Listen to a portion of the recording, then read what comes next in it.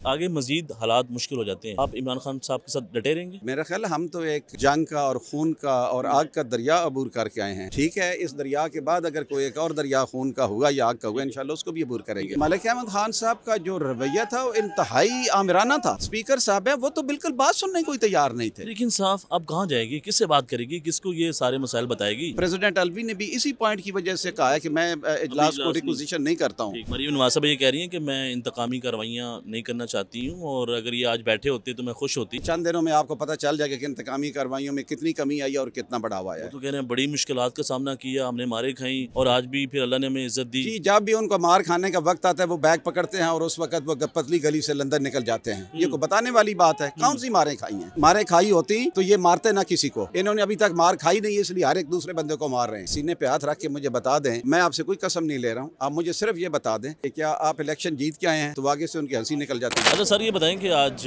वज़ीर आला का इंतखाब हो गया, आप लोगों ने बाइकआउट क्यों किया? नहीं, बाइकआउट हम करना नहीं चाहते थे। बुनियादी तौर पे जिस वक्त सेशन शुरू हुआ है तो हमारे जो चीफ मिनिस्टर के और इस वक्त जो पार्लिमानी हेड हमारे हैं राणा आफ्ताब साहब, उन्होंने पॉइंट ऑफ ऑर्डर पे दो बातें करने की कोशिश की है। स्पीकर को ये बुनियादी तौर पे कहा कि हमारे वो मेंबरान जो इस इजलास में आना चाहते हैं, खास करके मियां असलम इकबाल हैं, उनके लिए बड़ी मुश्किलात पैदा की जा रही हैं। वो बेसिकली आपको पता है कि वो हमारे चीफ मिनिस्टर के ओरिजिनली स्लॉट के वो हेड थे, इसके लिए कैंडिडेट थे। उन्होंने उसकी बात की कि जी उनको आने दें, और उसके अलावा हमारे और तीन चार मेंबरान हैं जिनको अरेस्ट किया हुआ है, कि कम से कम उनको इस लीगल जो प्रोसीडिंग है, इस जो जमहूरी हक का उनको आने दें। जो मैंने तो बड़ी हैरानगी है, मेरा तो ये पहला सेशन है और मैं बड़ा हैरान रहा हूँ कि मलिक अहमद खान साहब का जो रवैया था वो इंतहाई आमिराना था।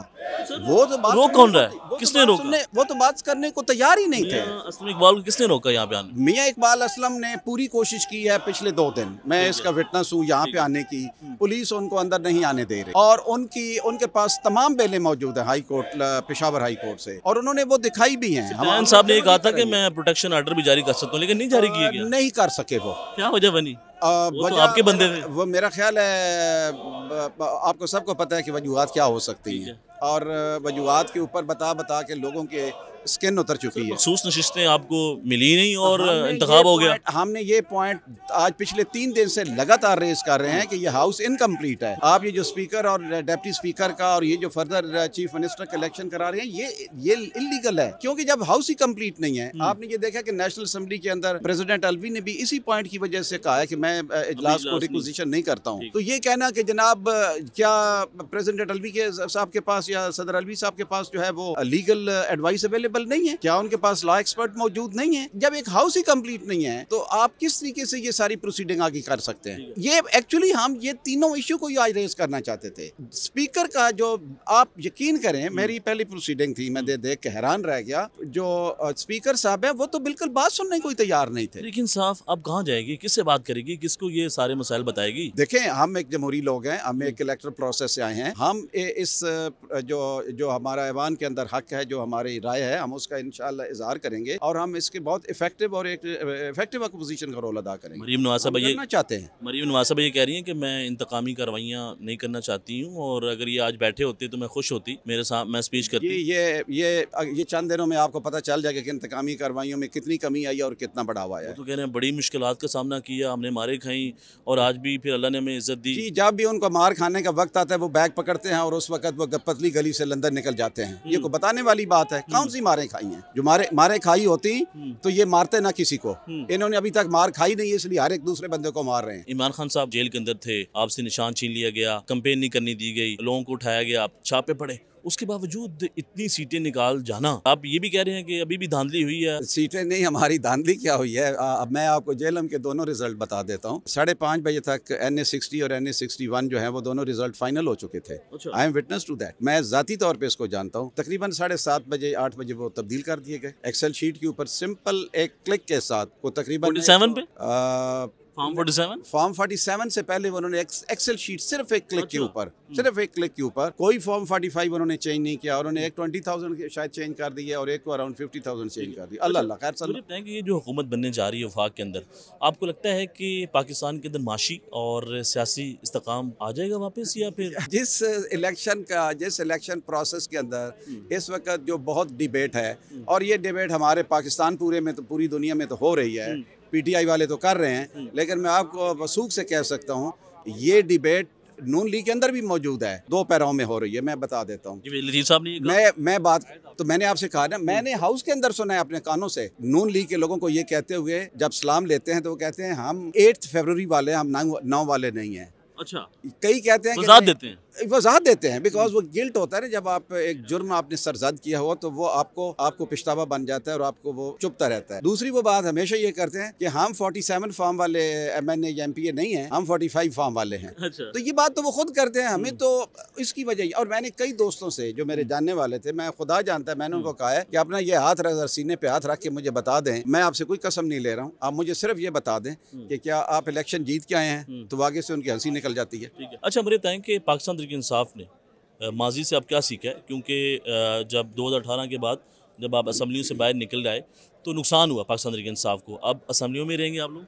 बिल्कुल रहेंगे, इंशाल्लाह रहेंगे। और असम्बली हमारी इतनी इफेक्टिव नंबर है और हम एक बहुत मजबूत और एक इफेक्टिव अपोजिशन का किरदार अदा करेंगे और हुकूमत को बिल्कुल मनमानी नहीं करने देंगे। अगर आगे मजीद हालात मुश्किल हो जाते हैं, आप इमरान खान साहब के साथ डटे रहेंगे? इसमें तो मेरा ख्याल है ये तो सवाल बनता ही नहीं है। मेरा ख्याल है हम तो एक जंग का और खून का और आग का दरिया अबूर करके आए हैं। ठीक है, इस दरिया के बाद अगर कोई एक और दरिया खून का हुआ या आग का हुआ, इंशाल्लाह उसको भी अबूर करेंगे। जेलम से आपने विन किया, वहाँ पे सबसे जो बड़ा मसला है रोड का मसला है, किसी ने अभी तक हल नहीं किया। PTI की हुकूमत आई, चो साहब ने थोड़ा सा काम किया, फिर नून लीग की आई, उन्होंने वो प्रोजेक्ट रोक दिया। आप क्या करेंगे? मैंने ये इलेक्शन कैंपेन में भी कहा था, चाहे मैं अपोजिशन में हूँ या गवर्नमेंट में हूँ, गवर्नमेंट में हुआ तो इंशाल्लाह सड़क खुद बनवाऊंगा खड़ा होके, अपोजिशन में हुआ तो इंशाल्लाह मजबूर कर दूंगा कि लोग खड़े होकर सड़क आके बनवाएं या उनकी सियासत खत्म कर दूंगा। ऐसे लगता है कि जैसे झेलम को लवारस छोड़ दिया गया, कोई तरक्याती काम नहीं हुए, आप डटे रहेंगे? क्योंकि वो आवाम आपकी आवाम है, वो आपकी तरफ देख रही है, आपको मैंडेट दिया है, आपके ऊपर जो MNA है वो फ़र्क साहब हैं, लेकिन आप उनसे भी कुछ कहेंगे कि यार आप झेलम की आवाम को रिलीफ दे दें? मेरा ख्याल है उन्होंने इलेक्शन खुद में हिस्सा लिया है, वो हालात से बहुत ज़्यादा वाकिफ़ हैं। मुझे कहने की उनको ज़रूरत पेश नहीं आनी चाहिए। अगर वो क्लेम करते हैं कि वो आवाम के नुमाइंदे हैं, अगर उनका ये वाकई यकीन है उनको दिल में कि मैंने इलेक्शन जीत के आया हूँ, तो जिनके लिए इलेक्शन जीता है, जिन्होंने वोट दिया है, ये उनका फ़र्ज़ बनता है कि जो जुल्म उनके साथ पिछले कम से कम 3-4 दहाइयों से हमारे साथ हो चुका है, उस जुल्म को कम करने में अपना किरदार अदा करें। ये उनका फ़र्ज़ है, ये लोगों का हक है कि उनसे हक मांगें, ये कोई एहसान नहीं करेंगे। मुझे कहने की क्या ज़रूरत है, जिन लोगों ने ये जो ताज उनके सर पे पहनाया है, अगर उनकी वो बात सुन के आगे काम करने को तैयार नहीं है तो शायद मेरा कहना फिर बनता नहीं है। सर, लास्ट क्वेश्चन, जुताना से मेरा ताल्लुक है, वहाँ पे बहुत मसाइल है। PTI की हुकूमत थी, मैंने आवाज़ बुलंद की। वहाँ पे सबसे बड़ा मसला है, एक निजी कंपनी है, फैक्ट्री है, उसकी डस्ट, वहाँ पे लोग मुसलसल बीमारियों के शिकार हो रहे हैं। कौन लेगा उसको डस्ट? मुझे थोड़ा सा टाइम आप दे दें। ये इसमें हमने बड़ा तसाहुल बरता है, जो पिछले गवर्नमेंट हमारी रही है को 3-4 साल, उसके इस इशू को हम इतना एजिटेट नहीं कर सके। हमें इसको एजिटेट करना चाहिए था। ये मामला सिर्फ गरीब वाल का नहीं है, ये इतना ही मामला जो पोल्यूशन का मामला है, चाहे वो एयर पोल्यूशन हो, वो सब सरफेस जो इंडस्ट्रियल पोल्यूशन है, सब सरफेस पोल्यूशन जो हो चुकी है, वो ICI के भी इतनी उसमें जिम्मेदार है और डिंडोर सीमेंट फैक्ट्री भी इतनी जिम्मेदार है। पायदार भी? जी, पायदार भी। हाँ, पायदार भी बिल्कुल। और उसके अलावा ये जो अभी नया एक वहाँ पे छोटी छोटी इंडस्ट्री आ चुकी है, अब बगैर अनरेगुलेटेड है, कोई प्रोटेक्टिव मैयर नहीं है, इसने तो इस पूरे इलाके को मरीज बना दिया है। और हमारा जो इवन जो सरफेस और सब सरफेस जो वाटर है और जो लाइफ है, वो तबाह बर्बाद हो चुकी हुई है। तो ये एक बहुत ही सीरियस इशू है जिसको हमने लॉन्ग टर्म पे हल करना है। उम्मीद करते हैं और मैं इंशाल्लाह I bet you, I promise you कि मेरी कैपेसिटी में, मेरे बस में जितना हुआ, एक डेवलपमेंट का इशू है, एक ये एनवायरनमेंट का इशू है, और तीसरा हमारा जो लोग हैं वो हेपेटाइटिस C का वहाँ पे शिकार हो रहे हैं। मैं आपसे बात यह है कि मैं, सही बात है, इस वक्त इस पोजीशन में हूँ कि मैं सिर्फ मसाइल को गिनना नहीं चाहता।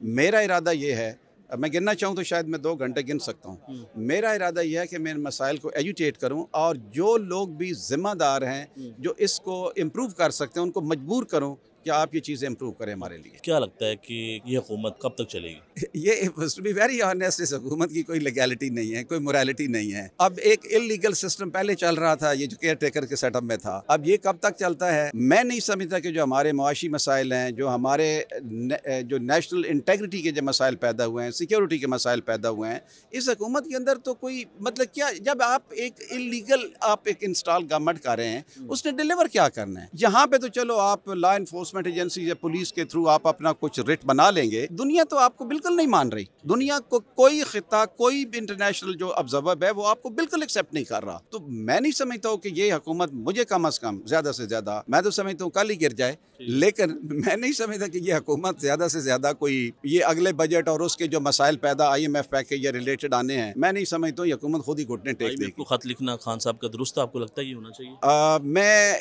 इस हद तक तो इस सपोर्ट में हूँ कि देखें, इन्होंने IMF ने कौन सा मामला है जो पाकिस्तान के मामले में वो इन्वॉल्व नहीं है। हमारे रेटों के ऊपर हैं, कर्जों के ऊपर हैं, तनख्वाहों के ऊपर हैं, पेंशन के ऊपर हैं। कौन सा मामला है जो IMF की डिक्टेशन के बगैर पाकिस्तान में चल रहा है? मुझे पहले तो ये बताइए। यह कहना कि हमारी को बड़ी, हम सॉवरन स्टेट रह गए हैं। सॉवरन क्या रहना है? आपने पिछले प्राइम मिनिस्टर का, आपको वो फिक्र तारीखी याद नहीं? हम तो बेकारी हैं, और तो हम तो यही पीट रहे हैं ना कि इन बेकारियों को इन भीख मत दो, ये फिर यहाँ से बैग भरेंगे और ले जाएंगे और देना और आपने और मैंने है।